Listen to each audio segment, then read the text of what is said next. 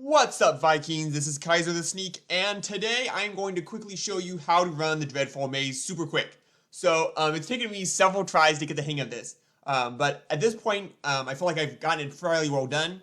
I, of course, never speed run the maze while talking, so this is just a voiceover afterwards.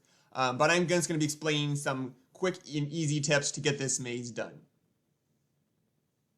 Alright, so as we're flying back here, you're going to want to turn quickly to the left. Avoid the scarecrows. Take the first rights here. Take the left. I accidentally went a little too far there, but you just want to take that one square before the left. Go right through here. Take an immediate right, and then run all the way down. Then take a left right here. Go around the corner here. Turn left around the corner as well. And then go right through here, take a quick right, don't go forward like I did, take a quick right, sharp left, go forward, and then just go forwards till you hit the wall, and then take a left, and then take a right up here, and that's the exit.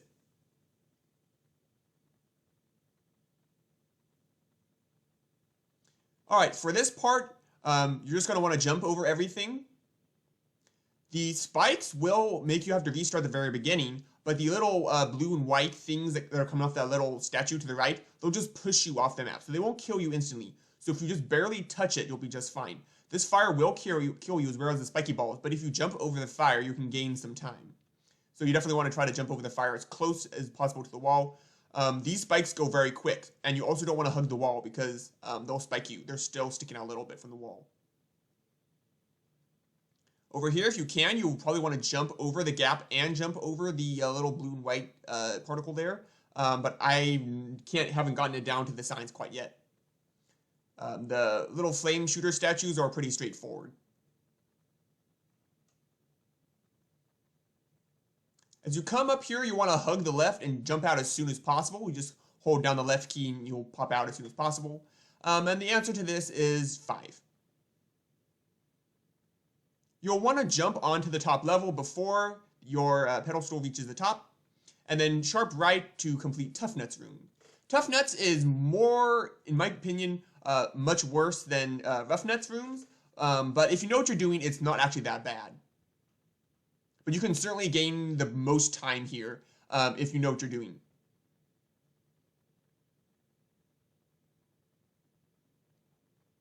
Don't do that.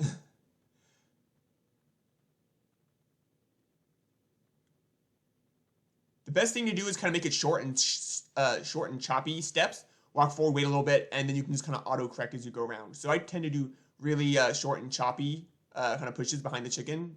That way it gives me some time to correct what I'm doing.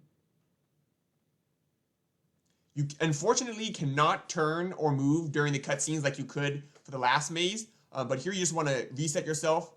Catch the chicken, you're going to want to wait because it'll spray the green mist right now. You can start quickly, but then you have to wait again for the mist there, and then pumpkins will turn and spray some more mist, so you'll have to wait a little bit longer. Actually, I think that's probably gas, but I call it mist. Then you can pretty much just go from then on. You don't even need to worry about that smoke. It's way too far over to the right to be an issue. If you gently hug the right of the chicken, it'll turn sharply, turn more sharper. So more sharper isn't a word, sharper, but anyways. It's best to get a running start here to make the pedestals as they're pretty far apart. So that's what I've been doing. And then you'll want to really carefully follow this route. So you want to do the in between the left 2 ones, and then you want to go diagonally. And then the very last minute, take a sharp left, and then go through here. I tend to take the right route up here on the wooden platform, path, I guess. But it's kind of your choice. I don't think it really necessarily matters. Whatever's, but you have to be very, very careful here because there's lots of ways for the chicken to fall off. And you want to make sure the chicken falls squarely into that hole, otherwise you'll be in trouble. Now you can turn here during the cutscene, so you want to keep on turning to the right there and start running as soon as possible. For this last part, we got what I call Rush Hour. It's a famous game here in the US, which is basically what this is.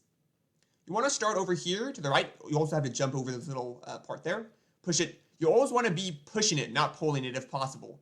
Pulling is takes a lot longer and is also a lot more prone to error. So you want to be pushing as much as possible, since sometimes when you pull, the piece will kind of go crazy. So the red one doesn't have many issues when you pull, so you're pretty okay to pull the red one.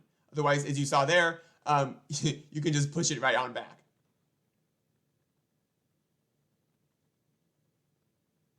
Just push this green one right there out of the way, and then just pull these two right ones backward, and you'll be good to go.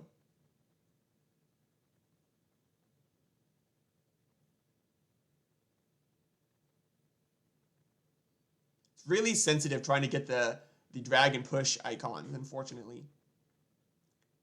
For over here, you want to pull these two small purple squares out of the way real quick. Once again, you might want to push instead of pull. Then you want to pull the red one forward. And then you want to take these back two right, left, right, purple, right out of the way just far enough so that the yellow square behind can move. You'll simply push this all the way to the back. And then you'll want to push all of these two long purple ones all the way to the left. Or in this case, right forward. And then you just pull that red one right to the end and you're good to go.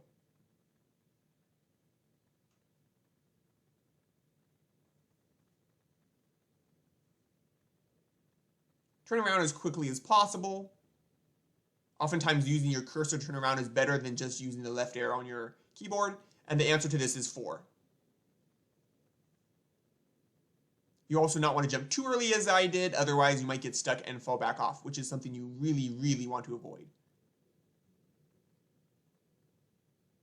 And it's best to try to jump on top instead of just jumping to the side there, as you see. All right, hey, that's pretty good. Unfortunately, they kept the times from last Dreadfall, so the times are all screwed up. But otherwise than that, that's about it. All right, thank you so much for watching. Don't forget to subscribe and like. I'll be doing a face reveal by the end of the year if I get 100 subscribers. And that's all for today.